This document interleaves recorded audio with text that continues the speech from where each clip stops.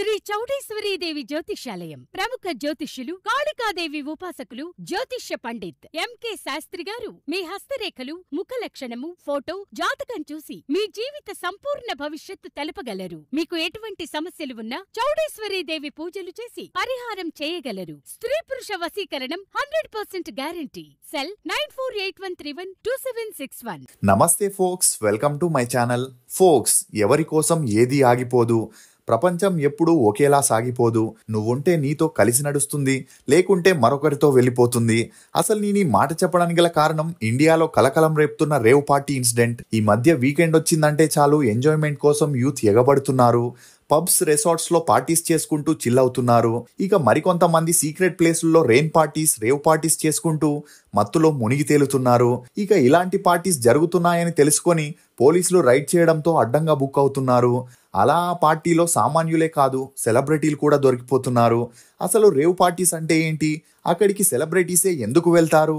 నిజంగానే రేవ్ పార్టీస్లో వ్యభిచారం జరుగుతుందా అనే వివరాలని ఈ వీడియోలో తెలుసుకుందాం. 1960లో యూరోపియన్ దేశాలలో పార్టీ అనే పేరుతో స్నేహితులు, కుటుంబ సభ్యులు ఒకే దగ్గర చేరి మద్యం తీసుకుంటూ లైవ్ మ్యూజిక్ని ఎంజాయ్ చేసేవారు. ఇక అలా 1980లోకి వచ్చేసరికి క్రమంగా ఈ పద్ధతి మారుతూ మద్యంతో పాటు అమ్మాయిల్ని కూడా పిలుచుకొని పార్టీస్ చేసుకునేవారు. ఇక అలా 1990 నాటికి పార్టీస్ కాస్త రేవ్ పార్టీగా మారింది. రేవ్ అంటేనే ఫన్, ఎంజాయ్మెంట్ అనే అర్థం.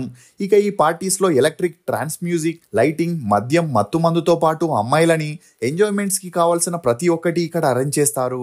కానీ ఇలాంటి పార్టీలకి సామాన్యులకి ఎంట్రీ ఉండదు.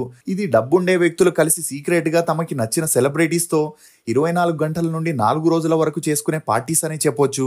అలా ఈ పార్టీని డబ్బుండే సెలబ్రిటీసో లేక పొలిటీషియన్ కొడుకులో తమ బర్త్డేలకి, ఇతర అకేషన్స్ కోసం తమ క్లోజ్ ఫ్రెండ్స్తో సెలబ్రేట్ చేసుకోవడానికి సిటీ అవుట్స్కట్స్లో ఉండే లగ్జరీ విల్లాసో లేక ఫామ్ హౌస్లో అరేంజ్ చేసుకుంటారు.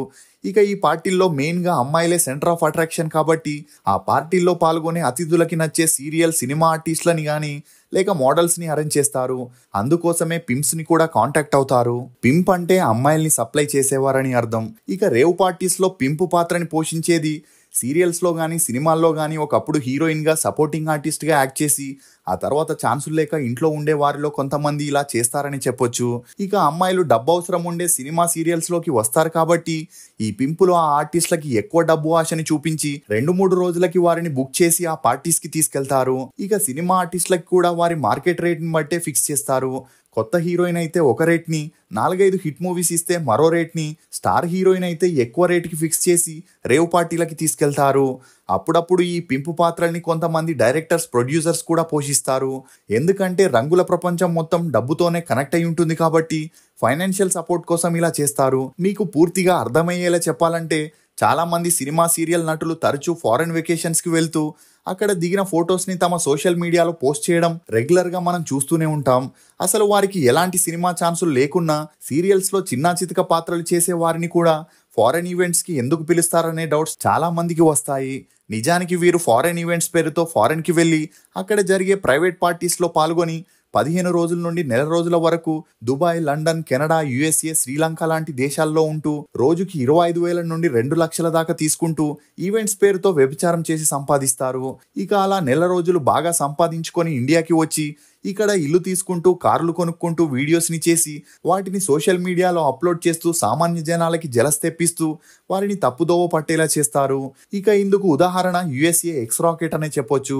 అప్పట్లో ఈ స్కాండల్లో తెలుగులో ఉండే చాలా మంది యాంకర్స్, హీరోయిన్స్, సీరియల్ ఆర్టిస్టులు వెళ్ళి నెల రోజుల నుండి 2 నెలల వరకు అక్కడే ఉండి ప్రోగ్రామ్ ఆర్గనైజర్స్ చెప్పే పార్టీస్కి వెళ్తూ క్లయింట్స్ని అన్ని విధాలుగా సంతృప్తి పరుస్తుండేవారు.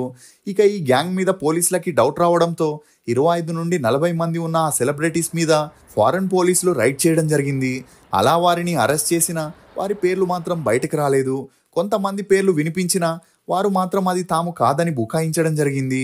అందుకే చాలామంది సెలబ్రిటీస్ ఇండియాలో వ్యభిచారం చేసి దొరికిపోతే ఉన్న పరువు పోతుందని ఒకవేళ ఫారెన్లో దొరికిన ఈవెంట్ మేనేజ్మెంట్ వారు ఈ విషయాన్ని బయటకు రాకుండా చేస్తారు కాబట్టి ఎక్కువగా సెలబ్రిటీస్ ఈవెంట్స్ పేరుతో విదేశాలకు వెళ్ళడానికి మక్కువ చూపిస్తారని చెప్పొచ్చు. ఇక ఇదిలా ఉంటే టాప్ హీరోయిన్స్ కూడా రేవ్ పార్టీస్లో పాల్గొంటారు. అప్పుడే వారికి మంచి కాంటాక్ట్స్ దొరికి లగ్జరీ లైఫ్తో పాటు సినిమాల్లో స్టార్ హీరోస్తో యాక్ట్ చేసే ఛాన్స్ వస్తుంది కాబట్టి వారు ఇలా చేస్తారని చెప్పొచ్చు. ఉదాహరణకి దీపికా పడుకొనే, కత్రినా కైఫ్ వైఫ్ ఆమీ జాక్సన్ తమ మోడలింగ్ డేస్ లో విజయ్ మాల్యా అరేంజ్ చేసిన ప్రతి ఒక్క రేవ్ పార్టీకి వెళ్తూ అతను చూపించే క్లయింట్స్ ని అన్ని విధాలుగా అలరించడంతో వీరికి స్టార్ హీరోస్ సినిమాల్లో ఛాన్స్లతో పాటు లగ్జరీ లైఫ్ ని లీడ్ చేసే ఛాన్స్ వచ్చిందని చెప్పొచ్చు. ఇదే విషయాన్ని విజయ్ మాల్యా ఒక ఇంటర్వ్యూలో చెప్పుకురావడం గమనార్హం. ఇక ఇదే కోవలో శ్వేతా బసు, షెర్లిన్ చోప్రా, మిష్టి ముఖర్జీ, సీమ సంగీత బాలన్ అని చాలా మంది ఆర్టిస్టులకి సినిమాల్లో ఛాన్సులు రాక తమ ఫ్యామిలీస్ వీరి మీదే డిపెండ్ అవ్వడంతో వేరే దారి లేక ప్రైవేట్ పార్టీస్ పేరుతో వ్యభిచారం చేస్తూ బాగా డబ్బు సంపాదించి ఒక స్టేజ్లో పోలీసులకి రెడీ హ్యాండెడ్గా దొరికిపోయిన సంఘటనలు చాలా ఉన్నాయి. ఇదిలా ఉంటే ఒకప్పటి హీరోయిన్, సీరియల్ ఆర్టిస్ట్ అయిన కిన్నెర మీద అప్పట్లో ఒక ఛానల్ స్ట్రింగ్ ఆపరేషన్ ని చేయగా అందులో కిన్నెర ఆర్టిస్ట్ అని చెప్పుకొచ్చిన రిపోర్టర్తో మాట్లాడుతూ సినిమాల్లో ఛాన్సులు కావాలంటే తను చెప్పిన వారి దగ్గరికి వెళ్ళాలని, అప్పుడే స్టార్ హీరోయిన్ అవుతావని, పెద్ద పెద్ద హీరోయిన్స్ నే తను రాజకీయ నాయకుల దగ్గరికి పంపిందని, వారు ఇప్పుడు బాగా డబ్బు సంపాదించి లైఫ్ లో సెటిల్ అయ్యారని, సినిమాలో ఎదగాలంటే ఇదంతా తప్పదని అప్పట్లో కిన్నెర చెప్పడంతో సెలబ్రిటీస్ రేవ్ పార్టీస్కి వెళ్లడం వెనుకున్న రహస్యాన్ని మొదటిసారి ఈమె రివీల్ చేసిందనే చెప్పొచ్చు. అలా ఆ తర్వాత కిన్నెరలాగా చెప్పి దొరికిపోయిన వారు కొంతమంది అయితే చెప్పకుండా దొరకని వారు చాలా మంది ఉన్నారు. కానీ ఈ పని చేయడం వల్ల, చేపించడం వల్ల ఎవరు ఇక్కడ బాధపడరు. ఎందుకంటే కొంతమంది సినిమా, సీరియల్ ఇండస్ట్రీకి వస్తున్నారంటే వారికి కావాల్సింది డబ్బే కాబట్టి అది ఎలా వచ్చినా పట్టించుకోరు. మీరు అడగొచ్చు, ప్రతి ఒక్కరూ ఇండస్ట్రీలో ఇలానే ఉన్నారా అని. క్యారెక్టర్ ఆర్టిస్ట్ గా చేసే జయలలిత గారు రీసెంట్ గా ఒక ఇంటర్వ్యూలో మాట్లాడుతూ తను ఒక మూవీలో చిన్న పాత్రని చేసేందుకు సెలెక్ట్ అయిందని, మరుసటి రోజు జరిగే షూటింగ్ లో చెప్పే డైలాగ్స్ ని ఇవ్వడానికి ఆ మూవీ అసిస్టెంట్ డైరెక్టర్ తన రూమ్ కి వచ్చాడని, డైలాగ్స్ ని చెప్పే క్రమంలో ఆ రూమ్ ని లాక్ చేసి బలవంతంగా తన మీద బలాత్కారం చేశాడని జయలలిత గారు ఆ ఇంటర్వ్యూలో చెప్పుకొచ్చారు. అలా అప్పుడు తను ఏం చేయలేకపోయిందని, ఈ విషయాన్ని తన తండ్రికి చెప్పినా వారి ఇంటి ఆర్థిక పరిస్థితుల కారణంగా అతను కూడా ఏమీ మాట్లాడలేదని, దీంతో ఆ ప్రాజెక్ట్ ని కంప్లీట్ చేసుకొని వచ్చానని చెప్పుకొచ్చింది. అంటే ఒక అసిస్టెంట్ డైరెక్టరే ఆర్టిస్టుల మీద ఇంతలా అడ్వాంటేజ్ తీసుకుంటే మిగిలిన వారు ఎలా ఉంటారో చెప్పాల్సిన అవసరం లేదు. అందుకే సినిమాల్లో చిన్నా చితిక పాత్రల నుండి హీరోయిన్ వరకు అడ్జస్ట్మెంట్ కామన్ కాబట్టి అన్నింటికీ సిద్ధమైన వారే ఇండస్ట్రీకి రావాల్సి వస్తుంది. అలా వచ్చిన వారికే ఇక్కడ ఛాన్సులు వస్తాయి తప్ప యాక్టింగ్ ని నమ్ముకొని వచ్చిన వారికి అంతగా ఛాన్సులు రావని చెప్పొచ్చు.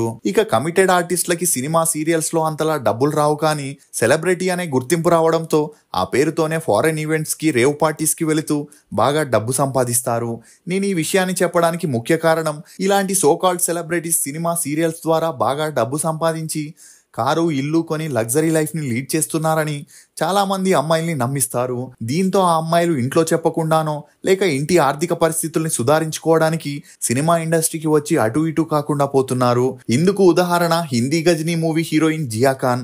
ఈమె ఎన్నో ఆశలతో ఫ్యామిలీని బాగా చూసుకోవాలని ఇండస్ట్రీకి వచ్చి ఇక్కడున్న లైంగిక దాడుల వల్ల గర్భవతి అయి ఆ అవమానాన్ని తట్టుకోలేక తన 24 ఏళ్లకి బలవన్మరణానికి పాల్పడి ఈ లోకాన్ని వదిలి వెళ్లిపోయింది. ఇదిలా ఉంటే ఇలాంటి రేవ్ పార్టీలని రాజకీయ నేతలు, వ్యాపారవేత్తలు అరేంజ్ చేసి తమ పనులు పూర్తి చేసుకోవడానికి ఎన్ని లక్షలు, కోట్లైనా ఖర్చు పెడతారు కాబట్టే ఇలాంటి లగ్జరీ పార్టీస్ కి వెళ్ళడానికి ప్రతి ఒక్కరూ ఇంట్రెస్ట్ చూపిస్తారు. ఇక ఈ పార్టీల్లో మత్తు మందు దొరుకుతుందని అందరికీ తెలుసు. కానీ రీసెంట్ గా ఎల్విష్ అనే యూట్యూబర్ ఇలాంటి రేవ్ పార్టీల్లో స్నేక్ బైట్ అనేది ఉంటుందని, అది తీసుకుంటే 4 నెలల నుండి 5 నెలల వరకు ఆ మత్తు అలాగే ఉంటుందని, ఇక ఇది కోబ్రా పాము యొక్క పాయిజన్ అని, దాని ధర మార్కెట్లో లీటర్కి 200 కోట్లు ఉంటుందని, ఇలాంటి పార్టీస్లో ఆ స్నేక్ బైట్ తీసుకోవాలని ఎన్నో లక్షలు ఖర్చు పెడతారని, దీని ద్వారానే ఎల్విష్ కొద్ది రోజుల్లోనే కోట్లు సంపాదించాడనే వార్తలు అప్పట్లో మీడియాలో హల్చలయ్యాయి. అలా ఆ తర్వాత ఇతని మీద కేసు ఫైల్ చేసి అరెస్ట్ చేయడం జరిగింది. ఇక అలా రేవ్ పార్టీ అంటే ఏదో ఒకటి కొత్తగా ట్రై చేస్తారని, ఆ మత్తు మందుల వల్ల 2 నుండి 3 రోజులు మత్తులోనే ఉంటారు కాబట్టి ఆ పార్టీస్ జరిగే ప్లేసుల్లో చిల్ రూమ్స్ ని కూడా అరేంజ్ చేస్తారు. ఇక ఈ రూమ్స్ లో వారికి నచ్చిన మోడల్, సెలబ్రిటీలతో ఎంతసేపు అయినా ఎంజాయ్ చేయొచ్చు. ఇక ఒక్కోసారి డబ్బుల విషయంలో ఆ పెడ్లర్స్ కి, అమ్మాయిలు తీసుకొచ్చిన పింపులకి గొడవలు వస్తే అక్కడ ఉండేవారే పోలీసులకి ఇన్ఫార్మ్ చేయడం లాంటివి చేస్తుంటారు. అలా వారిపై రైడ్ చేసి పట్టుకున్న పోలీసులు తమకి సెలబ్రిటీస్, పొలిటీషియన్స్ దొరికారని చెబుతారే గాని వారి పేరుని ఎక్కడా బయట పెట్టరు. ఇదిలా ఉంటే బెంగళూరులో ఆదివారం జరిగిన రేవ్ పార్టీ సంచలనం రేపుతుంది. ఇక ఈ పార్టీని హైదరాబాద్ కి చెందిన ఒక పొలిటీషియన్ కొడుకు తన బర్త్డే సందర్భంగా హైదరాబాద్ లో ఇప్పుడు రేవ్ పార్టీలని నిషేధించిన కారణంగా బెంగళూరులోని జిఆర్ ఫామ్ హౌస్ లో ఏర్పాటు చేశాడు. ఇక అలా అక్కడికి చాలా మంది రాజకీయ నేతలు, వ్యాపారవేత్తలు, సినిమా ఆర్టిస్టులు పాల్గొని పెద్ద ఎత్తున ఆ పార్టీని సెలబ్రేట్ చేసుకున్నారు. అలా వీరందరూ శుక్రవారం నుండి రెచ్చిపోయి ఎంజాయ్ చేయడంతో ఈ విషయాన్ని తెలుసుకున్న బెంగళూరు పోలీసులు ఆదివారం మధ్యరాత్రి 3 గంటలకి ఫామ్ హౌస్ పై రైడ్ చేసి 120 మందిని అరెస్ట్ చేసి అదుపులోకి తీసుకున్నారు. అయితే ఈ పార్టీలో క్యారెక్టర్ ఆర్టిస్ట్ హేమ కూడా ఉన్నట్లు వార్తలు రావడం, అందుకు తోడు బెంగళూరు పోలీసులు హేమ ఫొటోస్ ని మీడియాకి రిలీజ్ చేయడంతో ఈ వార్తలు మీడియాలో హల్చల్ అయ్యాయి. ఇక అదే సమయంలో హేమ ఒక వీడియోని రిలీజ్ చేస్తూ అందులో తను బెంగళూరులో లేనని, హైదరాబాద్ లోని ఫామ్ హౌస్ లో తన ఫ్రెండ్స్ తో చిల్ అవుతున్నానని చెబుతూ క్లారిటీ ఇచ్చింది. కానీ ఆ వీడియోలో హేమ వేసుకున్న డ్రెస్ పోలీసులు రిలీజ్ చేసిన ఫొటోస్ లోని డ్రెస్ సేమ్ అవ్వడం, అందుకు తోడు ఆ వీడియోలో తన వెనుకున్న బ్యాక్గ్రౌండ్ బెంగళూరులోని ఫామ్ హౌస్ బ్యాక్గ్రౌండ్ సేమ్ అవ్వడంతో హేమ కూడా ఇందులో పట్టుబడినట్లు అందరూ కన్ఫర్మ్ చేసుకున్నారు. ఇక హేమతో పాటే ఈమె ఫ్రెండ్ అయిన చిరంజీవిని కూడా పోలీసులు అరెస్ట్ చేసినట్లు తెలుస్తుంది. ఇదిలా ఉంటే హేమ రేవ్ పార్టీలో ఉండి హైదరాబాద్ లో ఉన్నట్లు ఒక వీడియో రిలీజ్ చేసి అందరినీ తప్పుదోవ పట్టించినందుకు ఈమెపై పోలీసులు మరో కేసుని కూడా ఫైల్ చేసినట్లు తెలుస్తుంది. ఇక బెంగళూరు పోలీసులు హేమ పేరు తప్ప 119 మంది పేర్లని బయటకి చెప్పకపోవడం చూస్తుంటే ఎప్పటిలాగే 2-3 రోజుల తర్వాత ఈ ఇష్యూ కనుమరుగైపోతుందని చెప్పొచ్చు. ఫోక్స్, సమయానికి ఆరోగ్యానికి బంధాలకి విలువ కట్టలేం గాని వాటిని కోల్పోయినప్పుడు మాత్రమే వాటి విలువ తెలుస్తుంది. ఇది ఫోక్స్ రేవ్ పార్టీ వెనుకున్న కొన్ని నమ్మలేని నిజాలు. ఈ వీడియో మీద మీ అభిప్రాయాన్ని కమెంట్ సెక్షన్ లో తప్పకుండా తెలియజేయండి. మేము చేసిన ఈ వీడియో మీకు నచ్చినట్లయితే ఒక లైక్ ద్వారా మీ సపోర్ట్ ని మాకు తెలియజేయండి.